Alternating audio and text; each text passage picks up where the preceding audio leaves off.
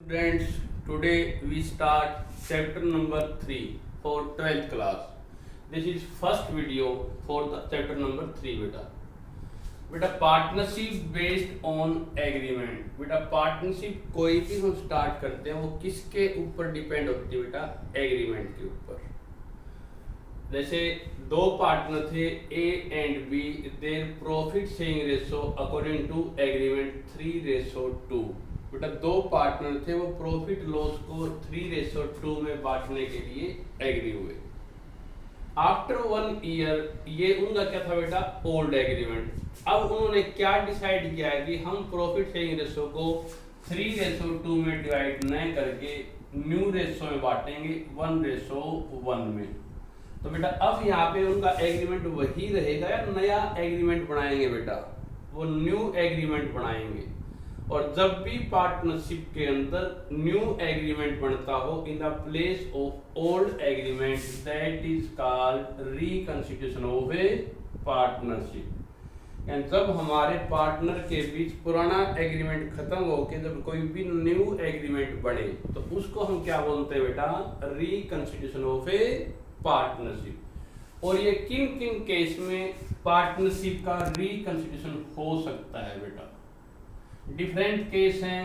First case तो क्या हुआ बेटा? उन्होंने डिसाइड किया कि अब हम प्रॉफिट शेयरिंग रेशो को 3:2 की बजाय न्यू एग्रीमेंट के अकॉर्डिंग इक्वली डिवाइड करेंगे। तो मतलब कि उनका एग्रीमेंट ओल्ड खत्म होके वहां पर उन्होंने न्यू एग्रीमेंट बनाया। तो फर्स्ट केस कब हुआ बेटा?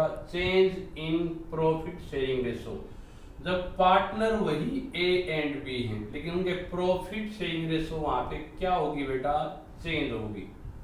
तो ये हमारा चैप्टर 3 रहेगा। चैप्टर 3 हम स्टार्ट कर रहे हैं। तो चैप्टर 3 का नेम क्या है बेटा? Change in profit sharing ratio. और किन किन केस में बेटा पार्टनरशिप के अंदर न्यू एग्रीमेंट बनता है बेटा? सेकंड केस कब है बेटा? जैसे दो पार्टनर थे लेकिन उन्होंने डिसाइड किया कि हम किसी थर्ड पार्टनर को पार्टनरशिप में एडमिट करेंगे। तो एडमिट करेंगे तो एडमिट करने के बाद वो कितने रुपए कैपिटल के लेके आएगा, कैसे प्रॉफिट लॉस को डिवाइड करेंगे, तब भी वहां पे वो न्यू एग्रीमेंट बनाएंगे। इस क्वेश्चन में मैंने क्या लिया बेटा? ए बी का ओल्ड रेशो 3:2 थी, सी को पार्टनरशिप में एडमिट किया और अब वो न्यू एग्रीमेंट के अकॉर्डिंग प्रॉफिट को 3:2:1 में डिवाइड करेंगे। तो भी यहाँ पे क्या हुआ बेटा? ओल्ड एग्रीमेंट खत्म होके न्यू एग्रीमेंट बना। मींस पार्टनरशिप का हमारा क्या हुआ बेटा? रिकंस्टिट्यूशन, दोबारा से निर्माण हुआ बेटा। तो ये सेकंड केस कब हुआ बेटा? जब पार्टनरशिप में कोई नया पार्टनर एडमिट हो। ये चैप्टर हमारा नेक्स्ट आएगा 4th बेटा। और केस कौन सा होता है बेटा? जैसे तीन पार्टनर थे A B and C. C admit होने की बजाय वो पार्टनरशिप से रिटायरमेंट ले गया बेटा, बोला कि मैंने आपके साथ काम नहीं करना, अभी मैं तो जा रहा हूँ। तो रिटायरमेंट ऑफ पार्टनर होने के टाइम पे भी पार्टनरशिप के बीच वही एग्रीमेंट नहीं कि दोबारा से नया एग्रीमेंट बनेगा। तो रिटायरमेंट ऑफ पार्टनरशिप होने के टाइम पे भी पार्टनरशिप का क्या होता है बेटा? रिकंस्टिट्यूशन या डेथ ऑफ पार्टनर। और 4th केस कब है बेटा? मान लो पार्टनर ए बी सी थे, सी की डेथ होगी तो रिमेनिंग पार्टनर कौन बचे बेटा? A and B. और उनकी अब रेशो होगी मान लो सपोज करो 3:2। तो न्यू एग्रीमेंट बना बेटा, that is called reconstitution of A partnership. और लास्ट केस कब होगा? जैसे दो फर्म थे ए एंड बी, वो प्रॉफिट को 2:1 में डिवाइड किया करते। दूसरी फर्म थी बेटा सी और डी ने उनके सामने अलग से कंपटीशन में शॉप खोल रखी है और वो प्रॉफिट को 3:1 में डिवाइड किया करते। अब उन्होंने डिसाइड किया भाई हम आपस में क्यों लड़े झगड़े, क्यों ना हम दोनों फर्म को मर्ज करके एक बना लेते हैं। तो इसको हम क्या बोलते हैं बेटा? अमलगामेशन ऑफ ए पार्टनरशिप फर्म। अमलगामेशन की मर्ज करना बेटा, तो दो कंपटीटर मिलके एक होते हैं। तो यहाँ पे भी वो नया एग्रीमेंट बनाएंगे।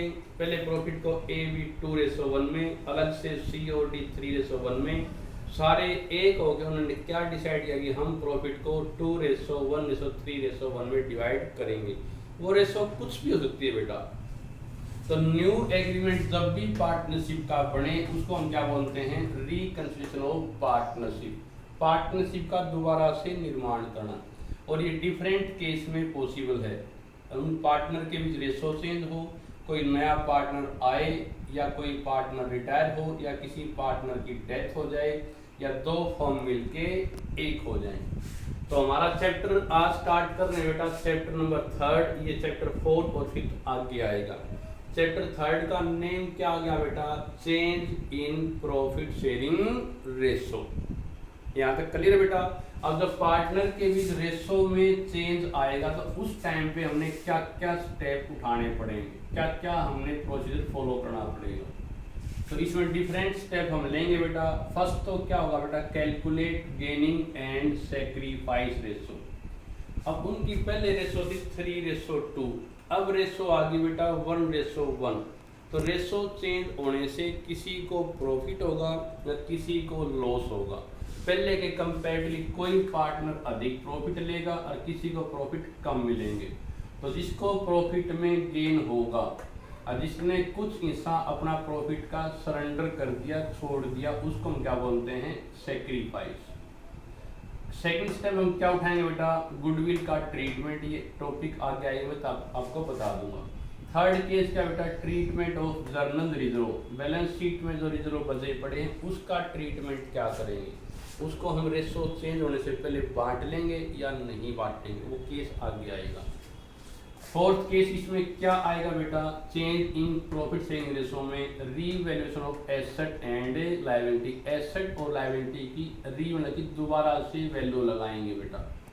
और लास्ट में इसमें हमने क्या करना बेटा, कैपिटल का एडजस्टमेंट करेंगे कि कैपिटल उन्होंने डिसाइड किया कि हम अपनी कैपिटल प्रॉफिट शेयरिंग रेशो में लेंगे। तो ये डिफरेंट स्टेप चैप्टर 3 में, जिसका नेम क्या बेटा, प्रॉफिट शेयरिंग रेशो में चेंज आना, ये स्टेप उठाएंगे। आज हम टॉपिक करेंगे फर्स्ट बेटा, calculate gaining and sacrifice ratio. अब बात करेंगे बेटा S for sacrifice ratio. Sacrifice ratio होती क्या बेटा, when A partner surrender his part of share in favour of other partner. जब कोई एक पार्टनर अपने प्रॉफिट का कुछ हिस्सा दूसरे को देता है उसे क्या बोलते हैं, सैक्रिफाइस रेशो। और इसके निकालने का फार्मूला क्या रहेगा बेटा, old ratio minus new ratio. ये 1 मार्क्स का क्वेश्चन आता है बेटा। इसका फार्मूला क्या बेटा, old ratio minus new ratio. Second हम क्या निकाल लेंगे बेटा, गेनिंग रेशो। इसमें कोई एग्जिस्टिंग पार्टनर पहले के कंपैरेटिवली अधिक प्रॉफिट का शेयर लेता है, मतलब उसको पहले प्रॉफिट कम मिला करते हैं, रेशो चेंज होने पर अब उसको प्रॉफिट एक्सेस यानी कि ज्यादा मिलते हैं, तो वो प्रॉफिट में कुछ हिस्सा गेन करेगा, तो उसको हम क्या बोलते हैं बेटा, गेनिंग रेशो। ये इसका निकालने का फार्मूला क्या बेटा, new ratio minus old ratio. ये इंपॉर्टेंट है बेटा, कभी कभार क्वेश्चन में 1 मार्क्स का आता है कि गेनिंग रेशो का फार्मूला क्या है, न्यू माइनस ओल्ड, और सैक्रिफाइस का फार्मूला क्या बेटा, old ratio minus new ratio. अब हम क्वेश्चन लेते हैं, एक क्वेश्चन करेंगे, इसमें गेनिंग और सैक्रिफाइस रेशो निकालेंगे बेटा। ये टॉपिक मैंने क्वेश्चन ले लिया, ये वाला ही ए और बी पार्टनर थे जो प्रॉफिट को 3:2 में डिवाइड किया करते, ये उनकी ओल्ड रेशो थी। अब उन्होंने न्यू एग्रीमेंट में क्या डिसाइड किया कि आगे से फ्यूचर में अब हम प्रॉफिट को कैसे कैसे डिवाइड करेंगे बेटा, इक्वली इक्वली। तो यहाँ पे ओल्ड एग्रीमेंट खत्म हो गए, न्यू एग्रीमेंट बन गया बेटा। तो सबसे पहले हम किस पार्टनर को प्रॉफिट हुआ, रेशो चेंज होने पे किसको लॉस हुआ, वो निकाल लेंगे बेटा। तो यहाँ पे ए का देख लेते हैं, ए की यहाँ पे कितना गेन या सैक्रिफाइस किया, उसके लिए हमने फार्मूला लिख लिया old ratio minus new ratio. आप हमेशा यही लिखना बेटा, ओल्ड माइनस न्यू। ए की देखते हैं, ए की ओल्ड रेशो कितनी थी बेटा, यहाँ पे अकेला 3 नहीं लेंगे बेटा। अगर मान लो प्रॉफिट उनका 100 रुपीज होता तो इसको कैसे बांटते, 3/, इसका टोटल कितना ना 5 करते, और इसका आता 2/5। तो यहाँ पे ए की रेशो हम क्या मानेंगे बेटा, ओनली 3 मानेंगे, इसका टोटल नीचे आता है 3/5। ये थी ए की ओल्ड रेशो। बी की कितनी बेटा ओल्ड रेशो, 2/5। अब उन्होंने डिसाइड किया कि आगे से अब हमारी रेशो क्या होगी बेटा, इक्वल इक्वल, यानी कि 1:1। तो ए की न्यू रेशो 1 मान हो गया, 1 और 1 2, 1 + 1 2, इसका 1/2 और इसका 1/2। तो ए की न्यू रेशो कितनी आ गई बेटा 1/2। ये ओल्ड रेशो थी 3/5 और न्यू है 1/2। ये मैंने लिख दिया बेटा, ओल्ड माइनस न्यू। एलसीएम ले लेंगे, 5 2 10। अब यहाँ निकालेंगे 5 को 10 को 5 से डिवाइड किया तो 2 आ जाएगा, 2 × 3 6 आ जाएगा बेटा। इसको 2 5 6, तो इसकी ओल्ड रेशो 6 थी और न्यू रेशो है 5। मतलब कि उसको प्रॉफिट में पहले 6 रुपये मिला करते और अब मिलते हैं 5। तो उसने 1/10 क्या किया बेटा, अपने हिस्से का सेक्रीफाइस कर दिया। ये उसकी ओल्ड रेशो थी, उसको पहले 6 रुपये मिला करते और अब मिलते हैं 5 रुपये। तो उसने 1 रुपया कम मिला, मतलब कि उसने अपने प्रॉफिट का 1/10 दूसरे पार्टनर की तरफ सरेंडर कर दिया, सेक्रीफाइस कर दिया। ऐसे ही बी की निकाल लेंगे। बी की ओल्ड रेशो क्या थी बेटा, यहाँ पे अकेला 2 नहीं लिखना बेटा, इसका टोटल नीचे आएगा तो 2 + 2/5। और न्यू रेशो कितनी बेटा, ए की 1/2। एलसीएम इसमें गेनिंग और सेक्रीफाइस निकालते टाइम आप हमेशा यही फार्मूला यूज करना बेटा। एलसीएम ले लेंगे बेटा, 5 2 10। 10 को 5 से डिवाइड किया 2 आ जाएगा और 2 × 2 4। उसको पहले 4 रुपये मिला करते और अब कितने मिलते हैं 2 5 10। तो उसका पहले 4 रुपीज़ थे, अब है 5। तो उसने 1 रुपया क्या किया बेटा, गेन किया। अब आप यहाँ पे ये नहीं करोगे बेटा -1 आएगा, ये नहीं देखना। सिंपल देख लेना कि पहले इसको 4 मिला करते, अब मिलते हैं 5। तो उसने 1 रुपया गेन किया होगा, प्रॉफिट कमाया होगा, तो यहाँ पे आ जाएगा 1/10। ये नीचे कौन सा लिखना है, जो एलसीएम आया बेटा।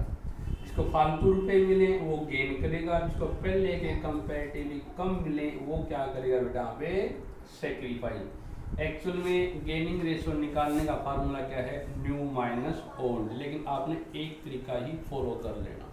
तो बेटा आज का टॉपिक क्या था, रिकंसिडरेशन ऑफ पार्टनरशिप। जब पार्टनर के बीच ओल्ड एग्रीमेंट के प्लेस पे कोई भी न्यू एग्रीमेंट बने, और ये किन किन केस में पॉसिबल है, जब पार्टनर के बीच रेशो चेंज हो, कोई नया पार्टनर आए, या किसी पार्टनर की रिटायरमेंट हो, या कोई पार्टनर की डेथ हो जाए, या 2 कॉम्पिटिटर मिलके एक हो जाए।